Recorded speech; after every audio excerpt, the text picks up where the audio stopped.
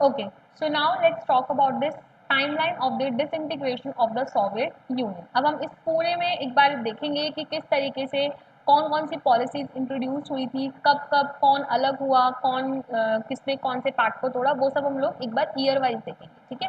सो ये सब स्टार्ट हुआ 1985 मार्च के अंदर, जब आपके Michael गॉर्बाचेव general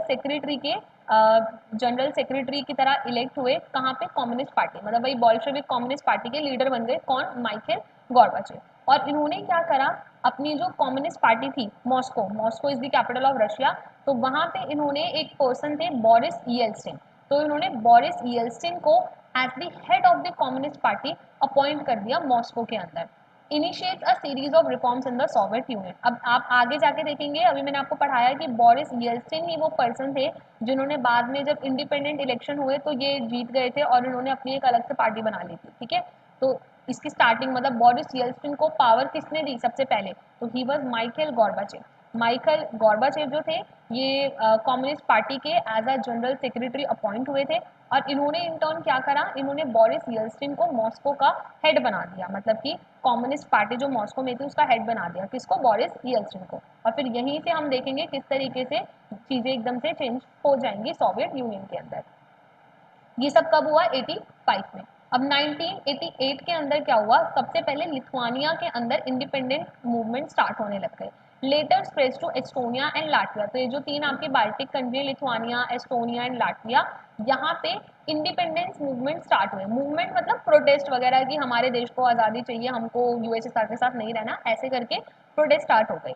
then in 1989 October Soviet union ने डिक्लेयर कर दिया। अब क्योंकि इतने सारे जगह जगह प्रोटेस्ट चल रहे थे तो 1989 में, और गोर्बाचेव तो थे ही थोड़े से सॉफ्ट हार्टेड, ठीक है, और मतलब चाहते थे कि लोग खुश रहें, मतलब रिफॉर्म्स लाना चाहते थे वो। तो 1989 में उन्होंने डिक्लेयर कर दिया कि जो वॉर्सो पैक्ट के मेंबर्स हैं वो फ्री हैं, मतलब जिन्होंने वॉर्सो पैक्ट के मेंबर्स जो बने थे पहले, अगर आपको याद हो मैंने बताया था कि एक पैक्ट साइन हुआ था वॉर्सो के अंदर, जिसके अंदर एक मिलिट्री अलायंस बनाया गया था। मिलिट्री अलायंस का मतलब लेट्स से कि रशिया है और इसके आसपास ये सब कंट्रीज हैं, तो अगर एक कंट्री के ऊपर भी अटैक होता है तो ये सब कंट्री को क्या करना पड़ेगा? इस कंट्री की हेल्प करनी पड़ेगी, है ना।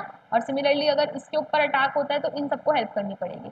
तो अब गवर्नमेंट ने बोला कि जितनी भी कंट्रीज ने वर्सो पैक्ट को साइन किया था, अब वो फ्री हैं अपने फ्यूचर को डिसाइड करने के लिए। तो इसी वजह से फिर जर्मनी में भी एक इफेक्ट देखने को मिला, जो बर्लिन वॉल था वो तोड़ के लोगों ने क्या करा, ईस्ट और वेस्ट को यूनिफाई कर दिया, ठीक है। ये कब की बात है? तो 1989 की बात है। देन 1990 इमीडिएटली फिर एक साल बाद ही हम लोगों ने क्या देखा कि जो गोर्बाचेव है उन्होंने सोवियत कम्युनिस्ट पार्टी, जो अब तक 72 ईयर लॉन्ग मोनोपोली, मतलब कि मोनोपोली का मतलब क्या होता है? एक ही पॉलिटिकल पार्टी, सिंगल पावर। अब तक मैंने क्या बताया था कि भाई जो बोल्शेविक कम्युनिस्ट पार्टी है वो एक मल्टी सॉरी मोनोपोली थी उसकी। मोनोपोली मतलब कि अब कोई और ऑपोजिशन पार्टी आ ही नहीं सकती, ठीक है। तो अब गोर्बाचेव ने क्या करा, डेमोक्रेसी को लाने के लिए, डेमोक्रेसी का तो मतलब यही होता है कि मल्टी पार्टी सिस्टम होगा, बहुत सारी पॉलिटिकल पार्टी होंगी और लोग वोट करेंगे, जो जीतेगा वो फाइनली लीडर बनेगा, ठीक है। तो ही वॉज गोर्बाचेव जिसने ये जो मोनोपोली थी इसको क्या कर दिया, इसको हटा दिया। 72 ईयर से एक ही पार्टी थी, कौन सी थी? Bolshevik communist party. बट अब गोर्बाचेव ने क्या कर दिया, गोर्बाचेव ने एक और दूसरी पार्टी को इनवाइट करा कि ठीक है आप भी पॉलिटिक्स में एंट्री लो और इलेक्शन होगा और जो भी जीतेगा फिर वो लीडर बन जाएगा। तो किसको बुलाया? By calling Soviet parliament Duma to permit multi party politics. तो ही वॉज गोर्बाचेव जिसने डेमोक्रेसी को लाने की कोशिश करी। कैसे लाए वो? तो इन्होंने एक और पॉलिटिकल पार्टी थी जिसका नाम था सोवियत पार्लियामेंट डूमा, तो उसको बोला कि आप भी पॉलिटिक्स के अंदर एंट्री करो। देन इन 1990 मार्च, मतलब तब में ये सब अनाउंस हुआ कि अब से एक और पार्टी भी, मतलब हमारा जो पॉलिटिक्स है वो कैसा है? मल्टी पार्टी पॉलिटिक्स है, अब मोनोपोली नहीं है एक पॉलिटिकल पार्टी की। तो मार्च में क्या हुआ, लिथुआनिया ने सबसे पहले खुद को अलग कर लिया। अभी हमने बोला कि 15 थी सारी की सारी रिपब्लिक जो यूएसएसआर बनाती थी, तो उनमें सबसे पहले लिथुआनिया ने खुद को अलग कर लिया। It declared itself independent. 1990 जून के अंदर क्या हुआ, रशिया का जो पार्लियामेंट था वो भी खुद को सोवियत यूनियन से अलग कर लेता है, ठीक है। देन 1991 के अंदर येल्सिन ने रशिया के अंदर इलेक्शन में पार्टिसिपेट किया और वो क्या बन गया? प्रेसिडेंट बन गया। कहाँ का? रशिया का। तो Yeltsin became the president of Russia, ठीक है, और रशिया यूएसएसआर से अलग हो गई थी। देन 1991 अगस्त के अंदर क्या हुआ, जो कम्युनिस्ट पार्टी के हार्ड लाइनर्स थे, हार्ड लाइनर मतलब जो बिल्कुल कठोर थे और एकदम चाहते थे कि कोई रिफॉर्म ना आए और गॉर्बाचेव गलत कर रहा है, सब कुछ डेमोक्रेसी लाके इसने गलती करी है, तो मिलिट्री ने फिर क्या करा, कू कर दिया, ये हम पढ़ चुके हैं। तो the hard liners of the Communist party staged an abortive coup against the Gorbachev. Then in 1991 सितंबर, तीन Baltic republics Estonia, Latvia and Lithuania ये यूएन के मेंबर बन गए। यूएन मतलब वही जो मैंने भी आपको बताया, यूनाइटेड नेशन एक बहुत बड़ी ऑर्गेनाइजेशन है वर्ल्ड लेवल पे, ऑलमोस्ट सारी कंट्रीज की मेंबर हैं आज की डेट में। तो उस टाइम में अब तक क्या था, यूएन के अंदर यूएसएसआर था, ठीक है, बट अब यूएसएसआर अगर है तो अल्टीमेटली एस्टोनिया, लाटविया, लिथुआनिया भी यूएन के मेंबर हुए।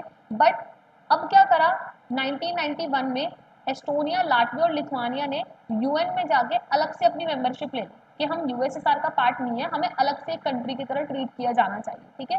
तो that means Estonia, Latvia, Lithuania क्या हो गए, अलग हो गए, ठीक है, और इन्होंने अपने आप को यूएन का मेंबर भी बना दिया, ठीक है। ये अलग चीज़ है, उन्होंने बाद में अपने आप को नाटो का मेंबर भी बना लिया। NATO is North Atlantic Treaty Organization, वो अलग चीज़ है, ठीक है।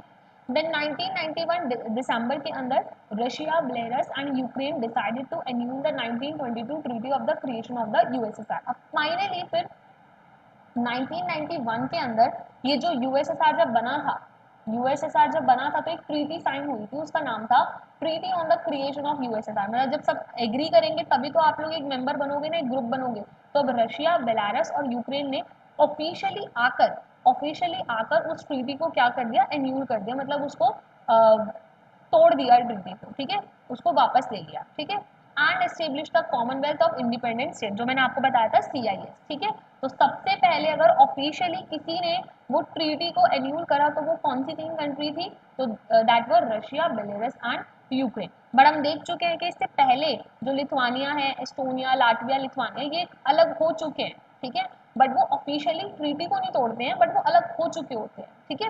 सिमिलरली रशिया ने भी खुद को पहले ही अलग कर लिया था, बट ऑफिशियली कब करा, तो 1991 में ट्रीटी को आके तोड़ दिया, ठीक है। और क्या बना लिया, फिर एक बना लिया कॉमनवेल्थ ऑफ इंडिपेंडेंट स्टेट्स, ठीक है। और इसके अंदर कौन कौन से आपके इंक्लूडेड हैं, तो Armenia, Azerbaijan, Moldova, Kazakhstan, Kyrgyzstan, Tajikistan, Turkmenistan and Uzbekistan join the CIS, ठीक है। फिर धीरे धीरे करके इन सबने ज्वाइन कर लिया। जॉर्जिया ने भी बाद में उसको 1993 में ज्वाइन करा, ठीक है। एंड देन फाइनली जो यूएसएसआर की सीट थी यूनाइटेड नेशन में, जो परमानेंट सीट मैंने आपको बताया, वो भी किसने ले ली, फिर रशिया ने ले ली, ठीक है।